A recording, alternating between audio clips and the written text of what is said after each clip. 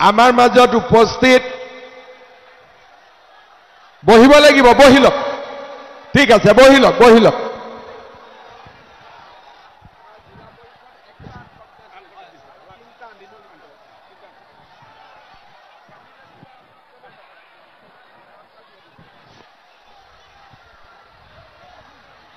তহঁতি পৰিবি নেকি ওপৰৰ পৰা নপৰ না ঠিক আছে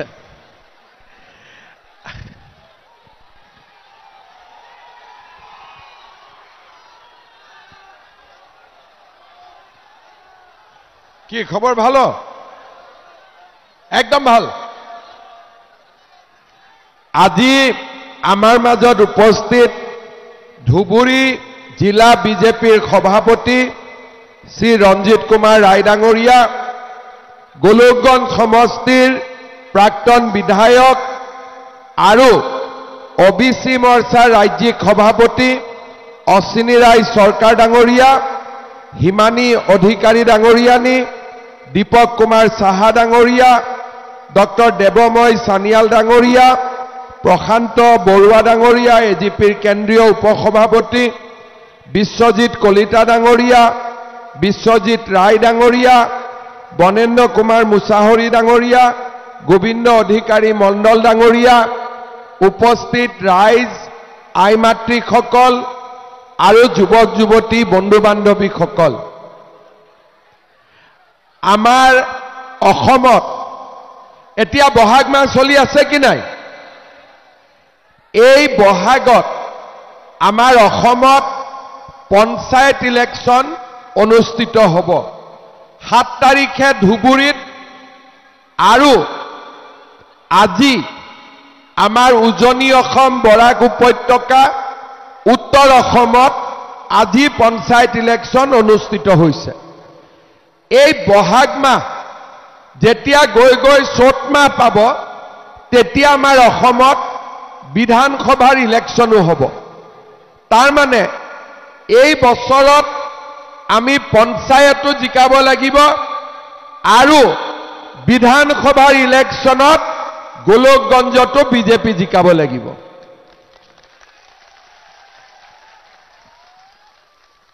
এক আগত মাটি বহাই দে আগত আৰু এই পঞ্চায়ত ইলেকশ্যনতে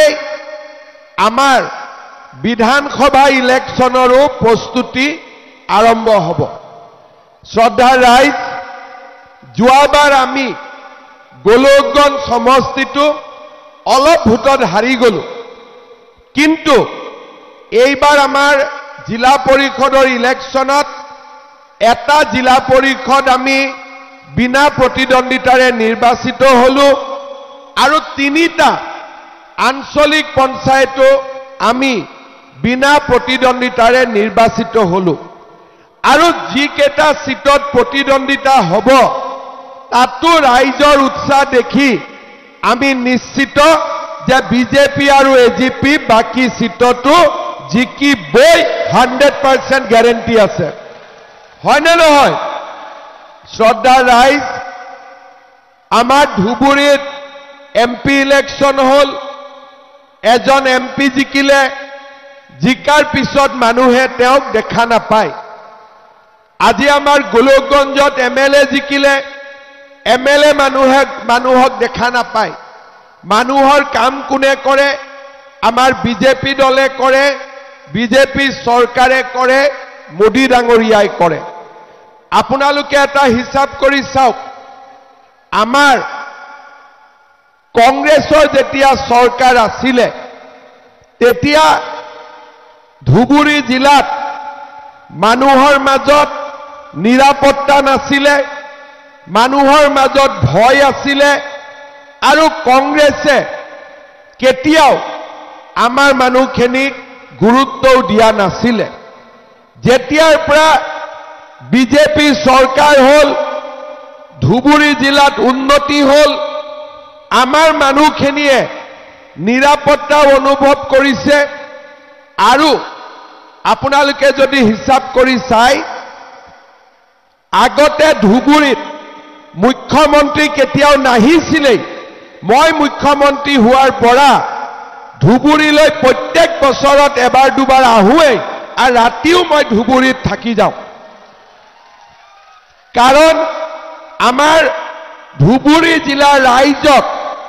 আমাৰ ৰাইজক নিৰাপত্তা দিয়া আৰু আমাৰ জিলাখনৰ উন্নতি এই দুইটা কাম আজি আমাৰ চৰকাৰখনে কৰি গৈ আছে আৰু তাৰ কাৰণে আজি এই জিলাখনতো আমি সম্পূৰ্ণভাৱে নিজক নিৰাপদ আৰু আমি ডেভেলপমেণ্টৰ আঁচনিবিলাকো সুন্দৰভাৱে লাভ কৰিবলৈ সক্ষম হৈছোঁ শ্ৰদ্ধাৰ ৰাইজ মই 2021 চনত মুখ্যমন্ত্ৰী হৈছোঁ তাৰ আগতে বিজেপিৰ চৰকাৰ 5 বছৰ আছিলে যদি এই 9 বছৰক আমি বাদ দিওঁ অসমত আটাইতকৈ বেছি সময় কংগ্ৰেছ চৰকাৰে শাসন চলাইছিলে তৰুণ গগৈ ডাঙৰীয়া অসমৰ মুখ্যমন্ত্ৰী হৈছিলে কংগ্ৰেছৰ দিনত ৰাস্তা ঘাট স্কুল কলেজ আপোনালোকে নিজে বিচাৰ কৰি চাব পাৰে যে কংগ্ৰেছৰ তুলনাত আজি আমাৰ অসমখন কিমান আগুৱাই গ'ল শ্ৰদ্ধাৰ ৰাইজ কংগ্ৰেছৰ দিনত মুখ্যমন্ত্ৰীয়ে হওক বা মন্ত্ৰীসকলেই হওক সাধাৰণ ৰাইজৰ লগতো নাছিলে আৰু কংগ্ৰেছৰ দিনত অংগনবাদী চাকৰি এটা ল'বৰ বাবেও 2 লাখ 3 লাখ টকা ঘোষ দিবলগীয়া হৈছিলে কংগ্ৰেছৰ দিনত আশা কৰ্মী চাকৰি ল'বলৈও পইচা দিব লাগিছিল আনকি কংগ্ৰেছৰ দিনত এলপি স্কুলত ৰান্ধনি হ'বৰ কাৰণেও টকা দিব লাগিছিলে হয় নে নহয় শ্ৰদ্ধাৰ ৰাইজ কংগ্ৰেছৰ দিনত অংগনবাদী কেন্দ্ৰ বনাইছিলে পাৰ চৰাই এটাও ঢুকিব নোৱাৰিছিলে সৰু সৰু ঘৰ আৰু দালাল নহলে কংগ্ৰেছৰ দিনত একো কাম নহৈছিল আজি আপোনালোকে চিন্তা কৰক চৰকাৰী চাকৰি কংগ্ৰেছৰ দিনত টকা নিদিলে চৰকাৰী চাকৰি নাপায় আৰু টকা দিলেও গ্যাৰেণ্টি নাই যে চৰকাৰী চাকৰি পাব চাকৰি লাগে কংগ্ৰেছৰ দালালক 5 লাখ টকা দিলো চাকৰি নাপালো আৰু সেই 5 লাখ টকাটো ঘূৰাই আনিবৰ কাৰণে তাৰ ঘৰত কমসে কম 5 বছৰ গৈ থাকিব লাগে হয় নে নহয় আৰু চাকৰি নোপোৱা লৰাকো 5 লাখ টকা ঘূৰাই দিবৰ কাৰণে 5 বছৰ যোৱা আহা কৰিব লাগে 1 লাখ 1.5 লাখ টকা ঘূৰাই দিব বাকি টকা ঘূৰাই নিদিয়ে আজি কংগ্ৰেছৰ লিডাৰ বিলাকে ধুবুৰী টাউনত মাটি কিনিছে ঘৰ কিনিছে জাগাই জাগাই গাড়ী কিনিছে এইবিলাক যে ঘৰ কিনিছে মাটি বনাইছে কোনো ব্যৱসায় কৰি বনোৱা টকা নহয় এই নিবনুৱা লৰা ছোৱালীৰ পৰা চাকৰিৰ নামত দালালি কৰি লোৱা টকাৰে আজি তেওঁলোকে ঘৰ বনাইছে আজি তেওঁলোকে গাড়ী কিনিছে মই ভুল কথা কৈছো নেকি মইতো নাম লিষ্টত এফালৰ পৰা গাই যাব পাৰো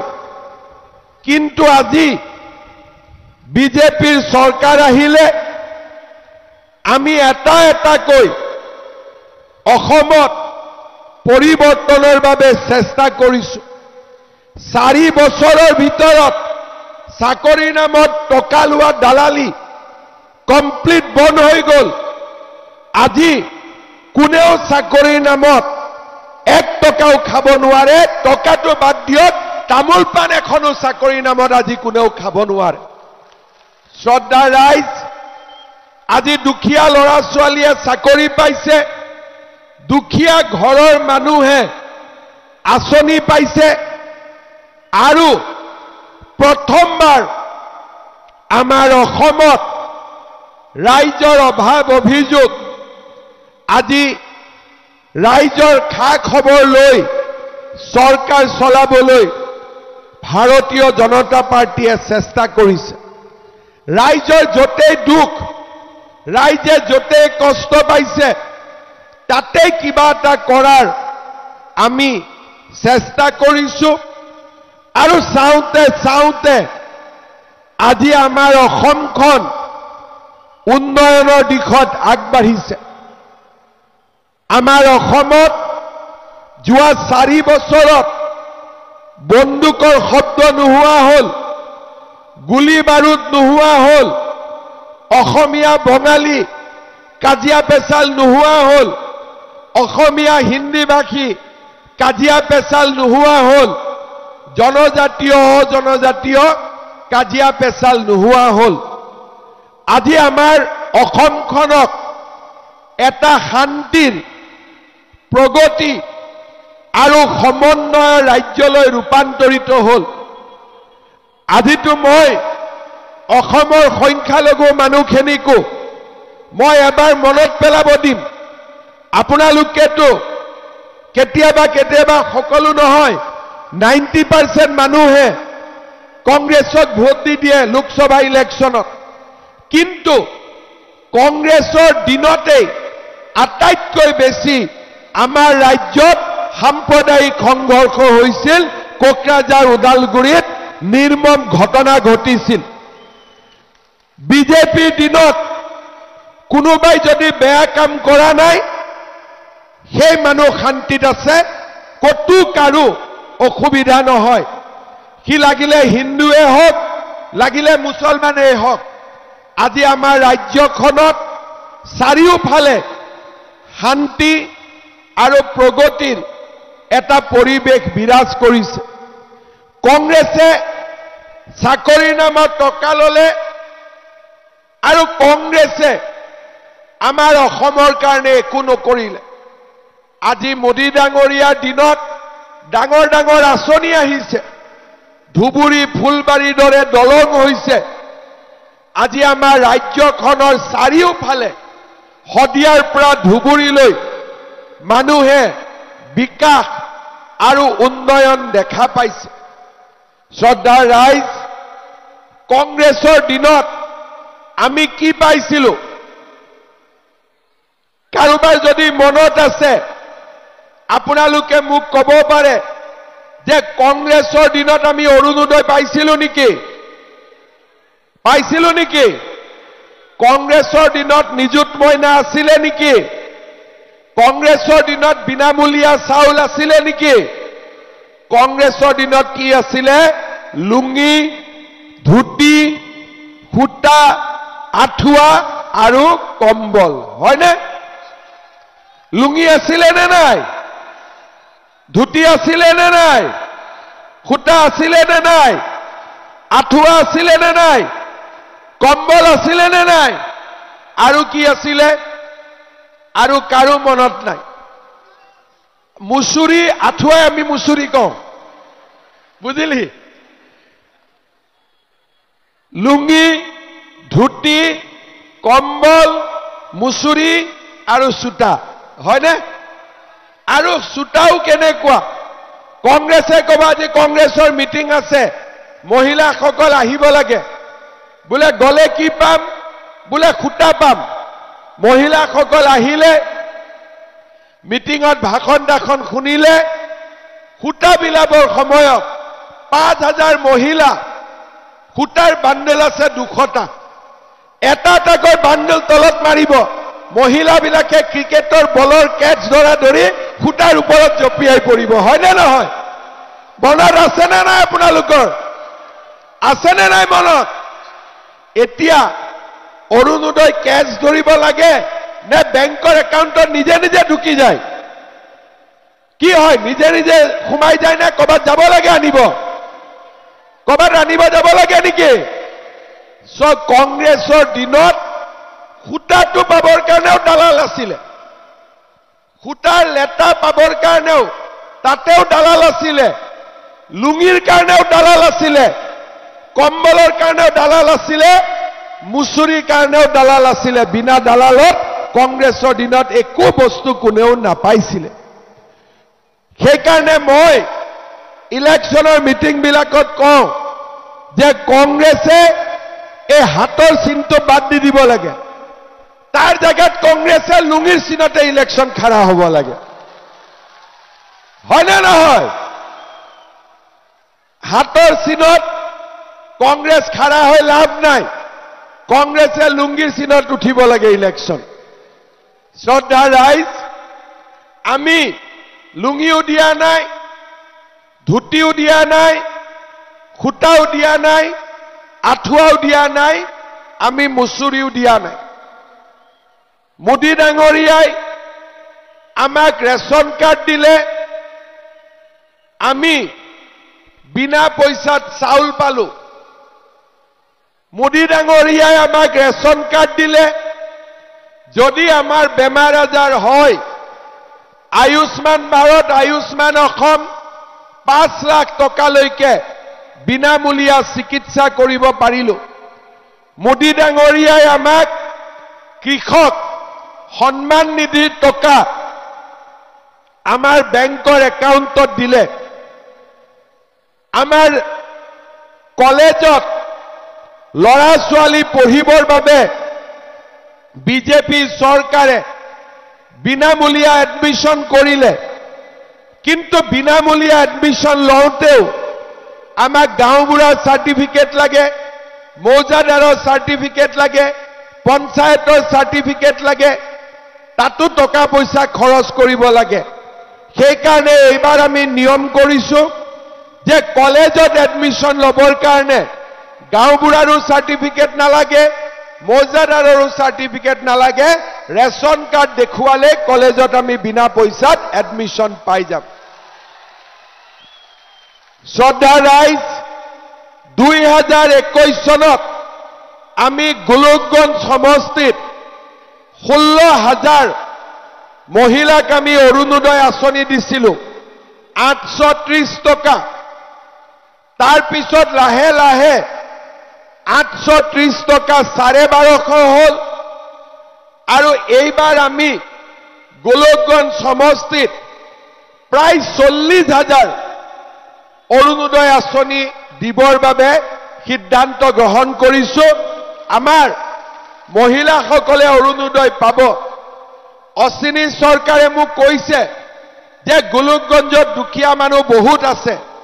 গতিকে আৰু 4-5 হাজাৰ যদি মই অৰুণোদয় পাই যাওঁ বহুতখিনি দুখীয়া মানুহক অৰুণোদয় দিব পাৰিম আজিৰ সভাতে মই আপোনালোকক কথা দিছো যিবিলাকে ফৰম পোৱা নাই তেওঁলোকৰ কাৰণে মই গোলকগঞ্জত আৰু 4,000 অৰুণোদয় আঁচনি পঠাই দিম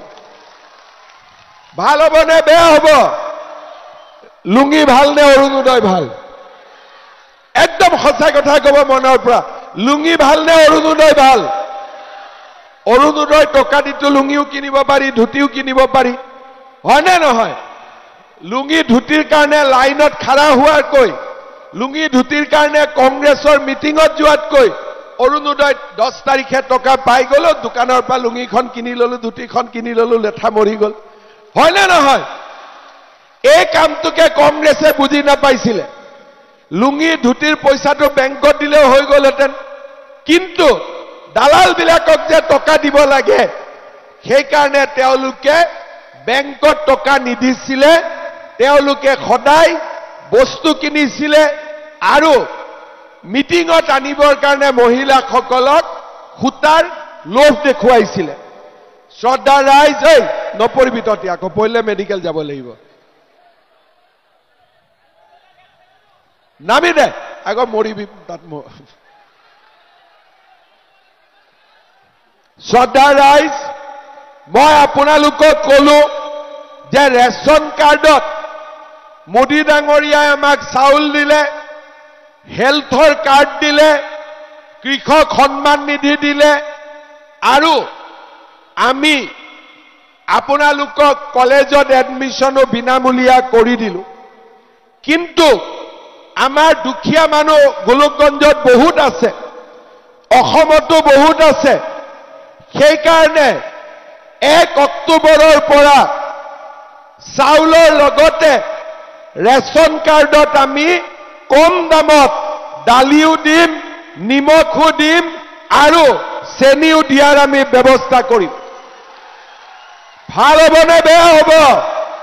লুঙিতকৈ ভাল নে বেয়া একদম সঁচাটো চাউল দালি নিমখ চেনি দিম নে লুঙি দিম কি দিব লাগে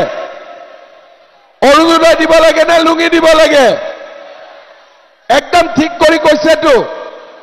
1 অক্টোবৰৰ পৰা ৰেচন কাৰ্ডত চেনিৰ দাম 30 টকা কমত পাম 1 অক্টোবৰৰ পৰা নিমখৰ দাম বজাৰতকৈ 10 টকা কমত পাম আৰু 1 অক্টোবৰৰ পৰা দালিৰ দাম বজাৰতকৈ 30 টকা কমত পাম এতিয়া চাউল হল অৰুণোদয় হল দালি হল নিমখ হল আৰু চেনি হল আৰু কি লাগিব তেল আৰু কি লাগিব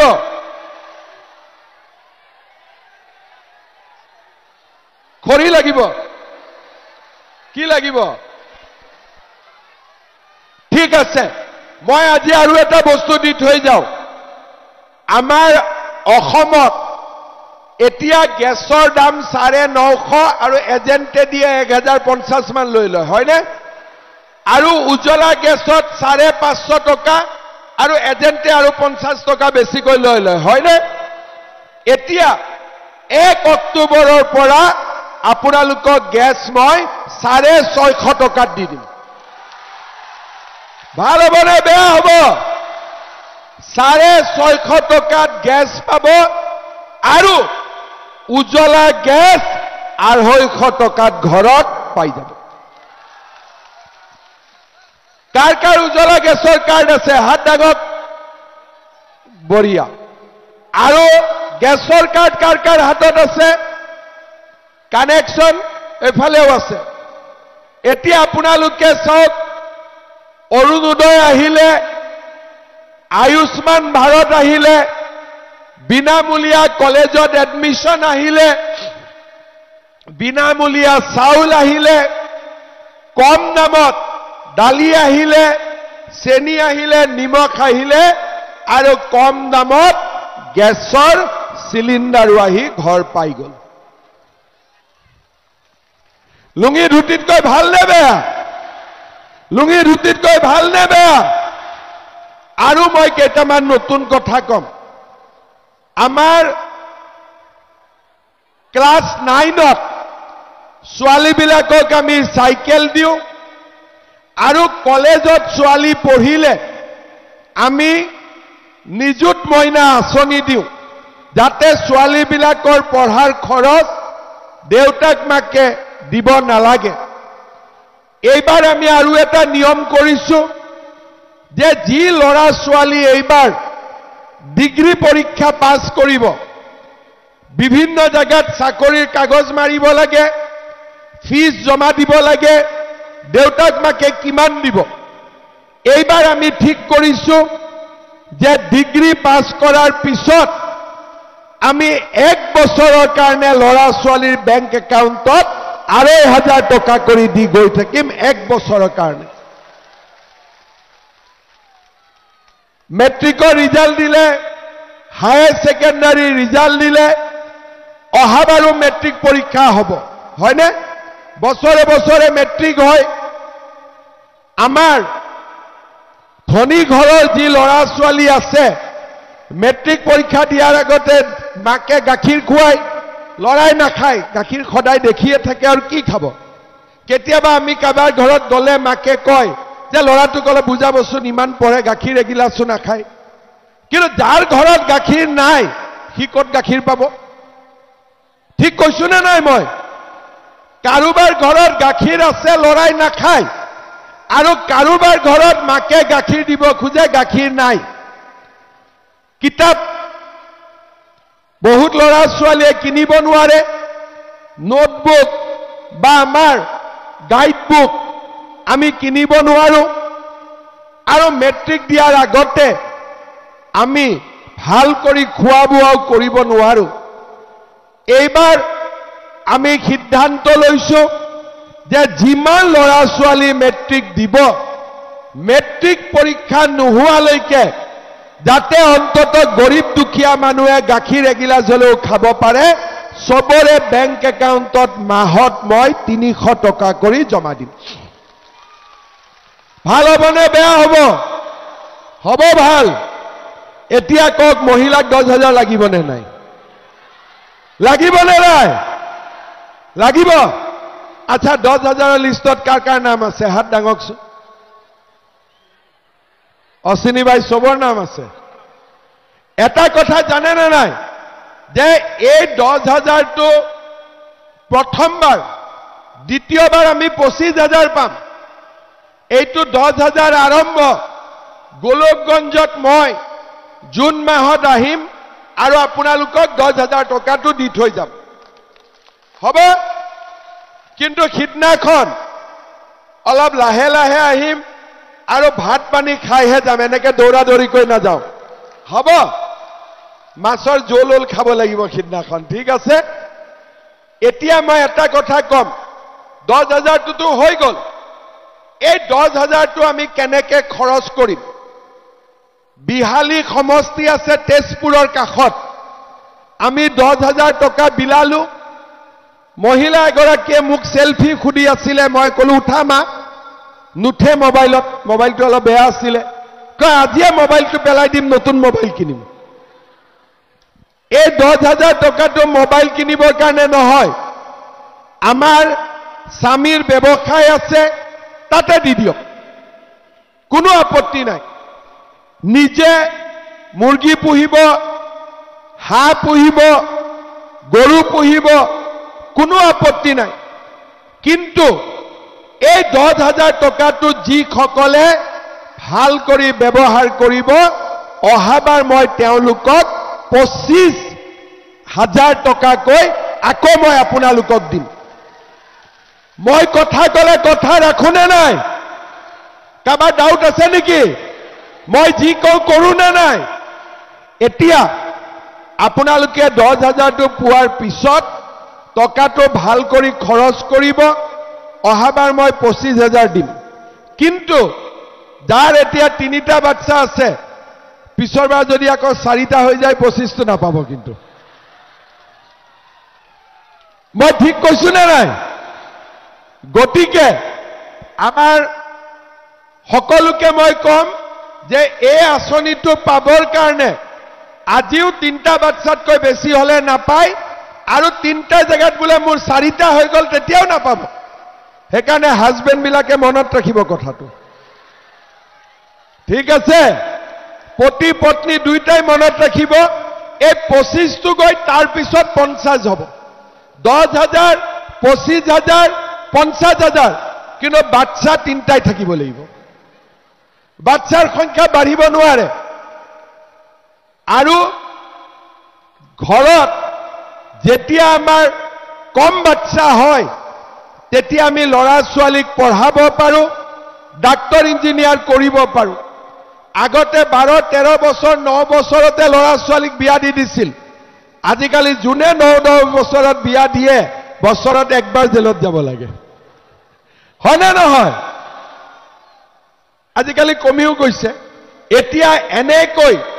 আমি অসমত বিভিন্ন গৰীব দুখীয়া মানুহক চৰকাৰী আঁচনি এইবিলাকেৰে আমি আমাৰ অসমখনক আগুৱাই লৈ যাব খুজিছো কিছুমানে মোক কয় যে আপুনি আঁচনিবিলাক মহিলাক দিয়ে পুৰুষক নিদিয়ে এতিয়া যিয়ে বুজি নাপায় তেওঁলোকে এইটো কথা কয় এই যে 1250 টকা অৰুণোদয় পায় মহিলাজনীয়ে কি নিজৰ কাপোৰত খৰচ কৰে নেকি ঘৰতেতো খৰচ কৰে না নাই স্বামীৰ কষ্ট কমি যায় না নাযায় যদি গ্যাস ঘৰত কিনিব লাগে কোনে কিনিব লাগিব স্বামীয়ে কিনিব লাগিব 1050 টকাত যদি মই 650 টকাত দিও টকাটো কাৰ বাচিব স্বামীৰ বাচিব না নাই যদি ছোৱালীৰ কলেজ ফিজ মই দিও পইচা কাৰ বাচিব বাপেকৰ বাচিব না নাই সেই কাৰণে আমাৰ অসমত আজি আমি দিয়া আঁচনিবিলাকে পতি পত্নী লৰা ছোৱালী গোটেই ঘৰখনকে আজি এটা অন্তত দৰিদ্ৰতাৰ পৰা মুক্ত কৰিবলৈ সক্ষম হৈছে শ্ৰদ্ধাৰ ৰাইজ 1 অক্টোবৰৰ পৰা আশা কৰ্মীৰো দৰমহা বাঢ়িব। তো আশা কৰ্মী আচ্ছা জীৱিকা সখীটো মই বেলেগ কৰি কম, তই অলপ এতিয়া আশা কৰ্মী দৰমহা বাঢ়িব, ৰান্ধনীৰ দৰমহা বাঢ়িব, অংগনবাদীৰ দৰমহা বাঢ়িব, টিউটৰৰ দৰমহা বাঢ়িব আৰু বিদ্যালয়বিলাকৰ প্ৰাদেশিকৰণৰ কাম আমি হাতত ল'ম আৰু জীৱিকা সখী বাইদেউবিলাককো 10,000 দিওঁতে আৰু নতুন পুৰস্কাৰ দিম। ৰখি থাকিলে হ'ল, অলপ ডাউটত থাকিলে হ'ল কি দিব বুলি, ঠিক আছে। শ্ৰদ্ধাৰ ৰাইজ, এই 5 বছৰত অসমত যিমান সমস্যা আছিলে মই শেষ কৰাৰ বাবে চেষ্টা কৰিছোঁ। কাজিয়া পেচাল নোহোৱা হ'ল, গুলি বাৰুদ বম নোহোৱা হ'ল, ৰাইজৰ মাজত নিৰাপত্তা আহিলে আৰু আমাৰ অসমখন উন্নতিৰ পথত আগুৱাই গ'ল। কিন্তু মোৰ আৰু কৰিব মন আছে। মুখ্যমন্ত্ৰী হিচাপে মোৰ এইটো প্ৰথম, আগত কেতিয়াও CM হোৱা নাই, মই তাকো নাজানো CM হলে কি কৰিব পাৰি। এতিয়া বুজি পালো CM হলে কি কৰিব পাৰি। এই 5 বছৰ যি হ'ল সেইটো নাটকৰ নিত্য নাটিকা।